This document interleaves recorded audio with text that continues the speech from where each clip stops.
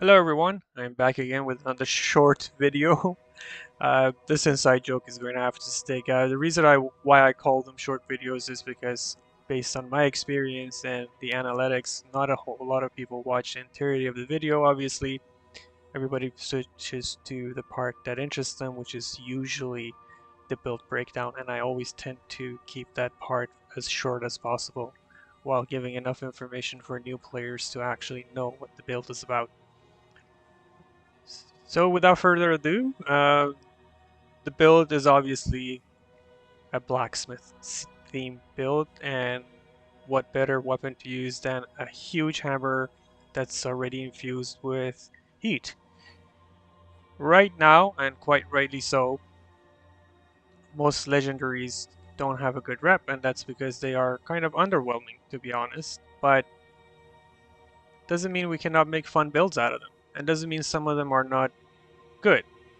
Also, I know that two-hand weapons are not in a great spot compared to other weapons, but again, there are some that can be used, some that are better than the rest, and we can always make builds that we can have fun with. Not every build has to be overpowered and clear the entire screen with one shot.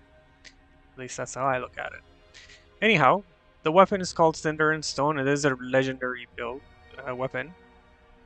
It comes with 4 runes, Crushing Uppercut, Fire Whirlwind, Eruption, and Channel. Crushing Uppercut is your bread and butter rune, and one thing I have to mention is that the weapon is built around using your runes. It does significant amount of damage, it has really good clear on its auto attacks, but where it really shines is when you start to use the runes properly based on the situation you're in. I have added lifesteal to it, as I do with all my weapons, and have exalted all the parameters. Okay, back to the runes. Crushing Uppercut happens to be your bread and butter rune. That's what you use on most mobs. The Whirlwind, you want to use it when you want to clear a large group of mobs. However, be careful. It has a very long animation. You can control your character while it is in the animation, but it also has a significant wind-up effect to it before it starts actually damaging. So use it before you think you need to use it. It's always better to use it and miss the one hit at the beginning than to use it a little late and just get knocked out of the animation. Eruption is your massive damage attack. It has a very interesting property attached to it in that you do enjoy quite a long iframe attached to it when you cast it. You can use this to actually dodge a lot of huge damage that comes from bosses. However, you also have to take into effect that it takes a long time for it to cast, and if the boss is mobile or it's going to do an attack that is going to get it out of your way, you will miss it. Channel is used to sacrifice health for focus, and it's really handy when you're short just a little bit of focus and you want to output your large damage rune and you don't want to go in for another auto attack. So you will use that in order to gain enough focus to execute the attack that you want to. I don't personally use it much, but it does have its utility for sure. For the headpiece, now the armor set does not come with a headpiece, so you're gonna have to choose your own. I have chosen to go with a plate piece, and I think it's a piece that really actually kind of matches. It's the best one that I could find anyway. The benefit of going with a piece of plate in this build is that it actually boosts your poise to 15. And at that threshold, A lot of normal attacks from mobs are not going to knock you back or knock you down. What you really want is 20, but again, for me, 15 works. So if you really want to get 20, if you replicate the build and you feel like you need 20, you can add that to your armor. I have chosen to go with focus gain because again, the weapon really revolves around using your runes, so you want to gain as much focus as possible. Then we have damage taken reduction, we have health gain per rune attack, and we have heat damage increase. We are going with the indestructible unrepairable combo. Chest piece is a leather piece from the Smithy's leather body armor set. I have chosen to go with healing increase. You can definitely switch that for max health increase, but I didn't do that because I get max health increase from one of my affixes, as you can see. Then you want to go for burn damage increase, damage taken decrease, and again for the indestructible combo. For your gloves, you definitely want to go for focus cost reduction. Then you want to go for burn build up, damage taken decrease, healing increase, and the indestructible combo. For your pants, you want to definitely again go for stamina cost reduction.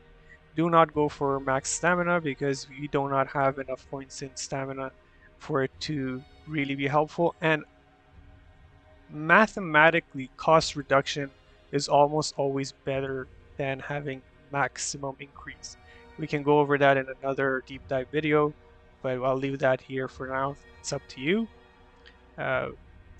I've opted to go for a damage increase after a successful dodge. You are at a normal weight limit, so you're nimble enough to do to execute a lot of dodges properly, and that will give you a lot of damage boost. Then you have damage taken decrease, healing increase, and again for indestructible, unrepairable combo. For your rings, you want to go for Stone Tusk Ring. This is not mandatory, but I feel comfortable using it. What's mandatory here is Band of Calmness, and then you can go for Crow Ring. If you don't have a Crow Ring, you can go for a Jade Ring instead. That will give you almost the same effect. And you can also switch your Stone Tusk Ring for Rune Ring if you feel like you need a little bit more damage out of the build. Last thing to mention, as always, you want to get Plague Resistance on all of your rings, and then you want to split it 3 ways between heat, electricity, and cold. Let's get into the Crucible now and see how the build performs. I did one Crucible run before this and somehow my mic was not working, so here we go again. It did pretty well, and I think you saw I think a little bit of a snippet from it at the beginning of the video in the highlights.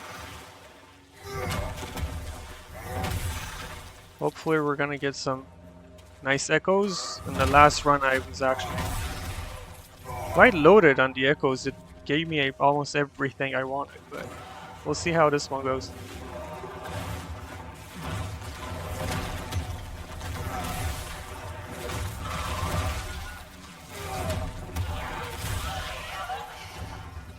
So burn damage increase is not 100% necessary against small mobs because they will usually die before sorry, I meant build up.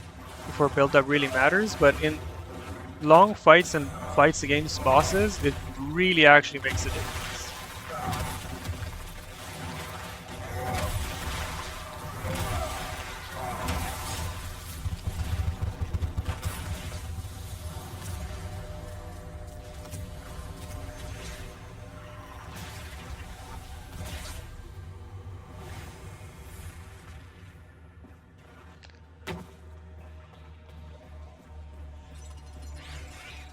Whoops. I almost got crushed by that. I don't know if that interaction still exists where that elevator can actually crush you and kill you. But better safe than sorry.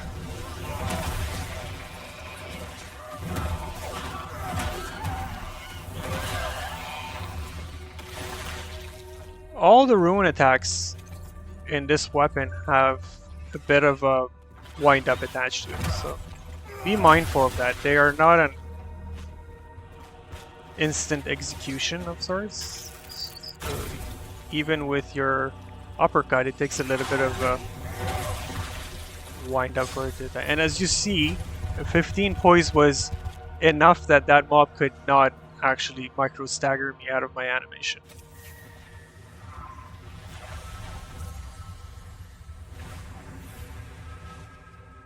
We also do get a bit of stagger resist increase out of this weapon, which is very nice.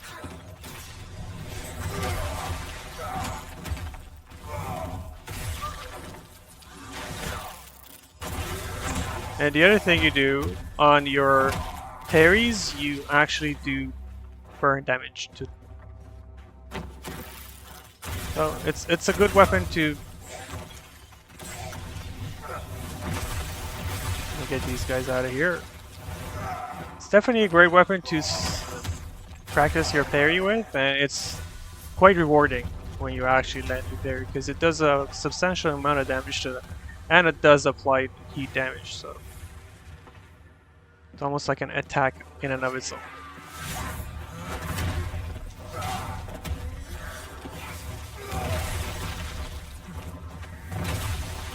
Another thing to mention, with your first auto attack, if you pay attention, look at this. Where the hammer lands also damages. So you go for a swing, boom. That second sound that you hear, that also does damage. So you get quite a bit of an arc in front of you. And it really helps with clearing.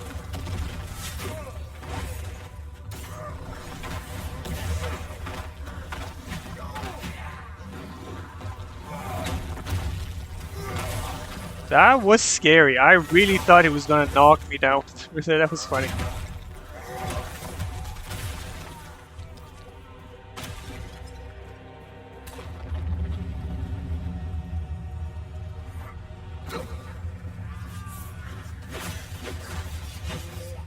As you can see, you are quite tanky, and you have a lot of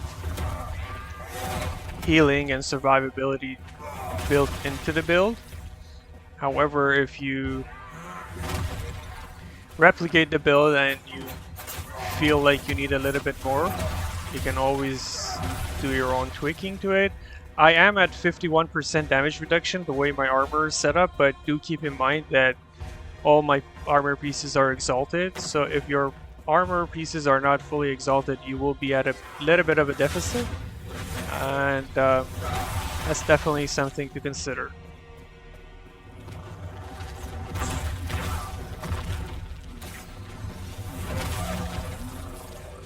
Take that, you goof. I don't think I've ever been able to parry 3 successful strikes from that particular mob. I wonder if there is a weapon out there that's fast enough to do it. But I can usually do 1 or 2, and I have to dodge 1 more.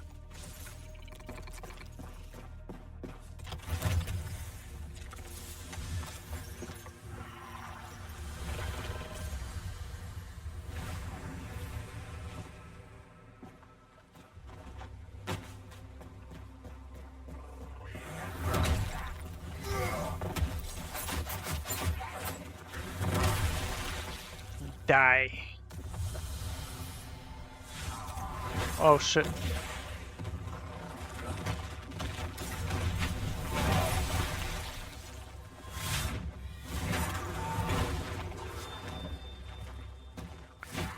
I really don't want to get knocked into that acid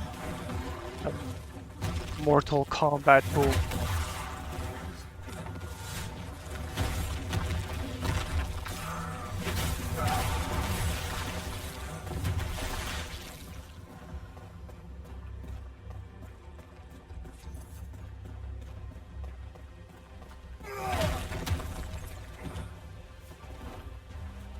Let's pick up the chest. There's always somebody who watches these videos and they just so happen to have never known about this chest, so I make an effort to come and get it. If I'm doing my own runs, I usually just don't bother with it. But it's always good to show people in case they don't know about it. Sometimes you can find some good stuff in it.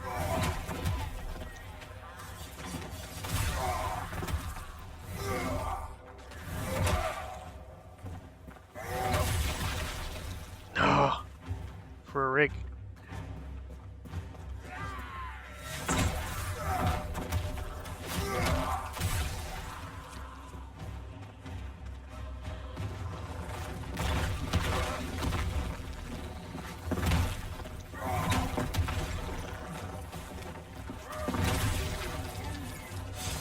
Another thing that's interesting with this weapon, I've noticed that a lot of your auto attacks actually do end with a fatality.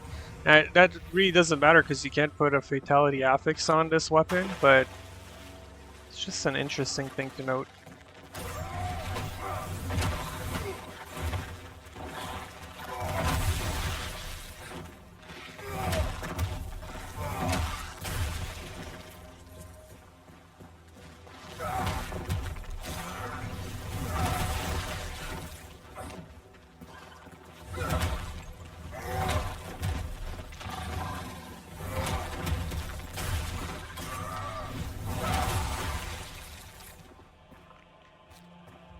There's more.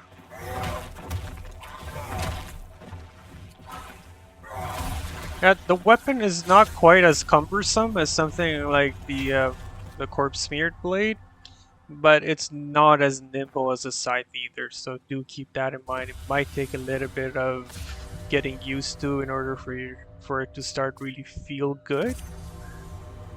But as far as legendaries goes, I think this is probably one of the better ones. Okay.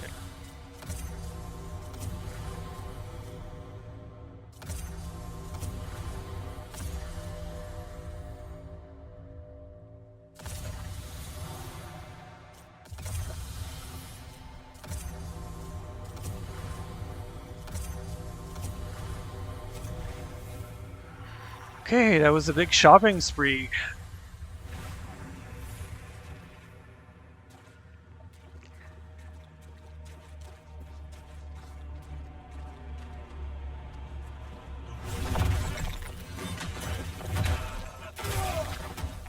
I don't want to die.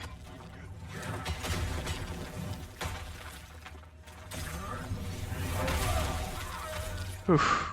I thought I would have to do this run again.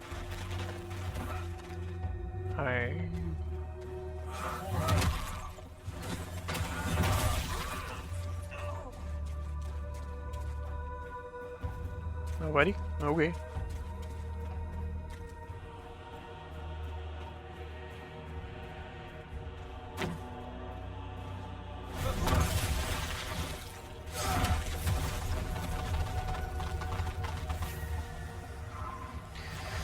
Alright, we are almost there. If you've stuck around this long, I hope you'll be treated with a good fight.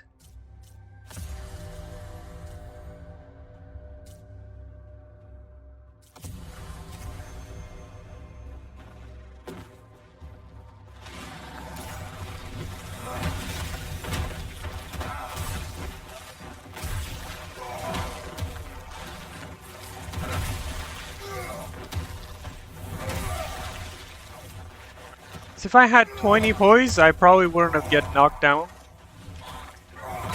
I wasn't really counting on that, because the big mobs, they actually do more stagger damage than the regular ones. I did not take that into account at all.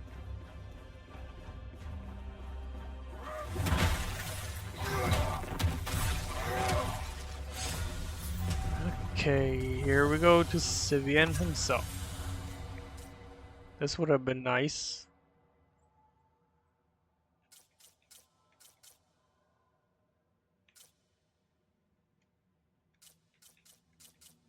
Okay. I'm sure we'll be fine.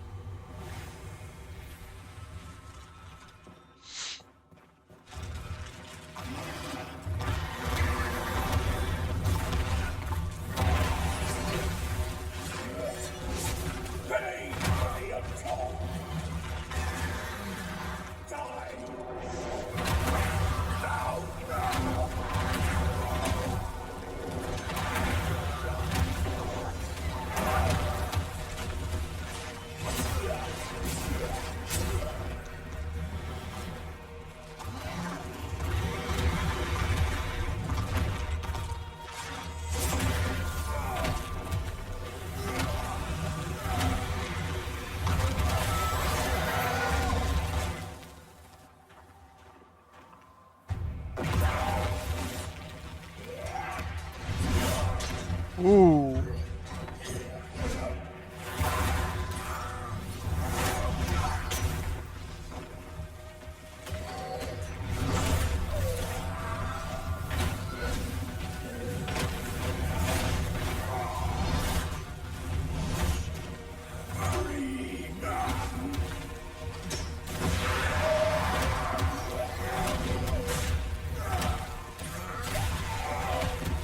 There you go.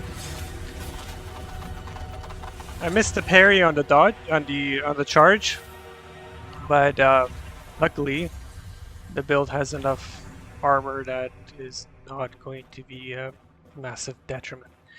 Anyhow, this was the build. I hope you enjoy, and do let me know if there are any points that can be addressed in future videos about these guides that I do.